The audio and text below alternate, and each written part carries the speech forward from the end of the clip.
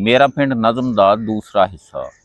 चिलम तमाकू हुक्का दसां, नेचा गिल्ला सुक्का दसां, आ कुकड़ी दा खांचा दसां, पट्ठा इट ते सांचा दसां, मिठा मिठा माखी दसां, भैन भरा ते राखी दसां। तेनू अट्टी सट्टी दसां, एक छटांक दी वट्टी दसां, चरखा तकड़ा माल की हुंदा, जान छडौना टाल की हुंदा, खुड्डा ताकी जंदा दसां।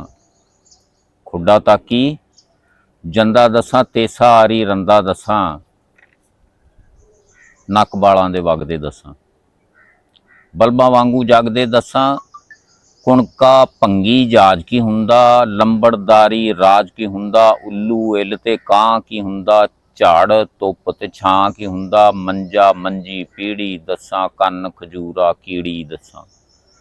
तारे खितियां चन्न दा दसां, खसम जवाई रन दा दसां, अंब शरीं शतूत दा दसां, पक्कियां वाछां लूत दा दसां, उन्ना सप ते गो की हुंदा, अस्सू भादों पोह की हुंदा, टिड्डी भूंड भबक्कड़ दसां, झूठ तूफान ते फक्कड़ दसां, कज्जल दातण वंगां की ने, गोडे गिट्टे टंगां की ने, चंड चपेड़ ते थप्पड़ दसां, डिग्गी टोया छप्पड़ दसां, सिर कन्नी ते मोढे दसां, कूणी गिट्टा गोडे दसां, नलियां पिंजर हड्ड की हुंदा, हराम हलाल ते वड्ड की हुंदा, उच्चियां कंधां चुल्हे दसां, उच्चियां कंधां चुल्हे दसां, तेज हवा दे बुल्ले दसां।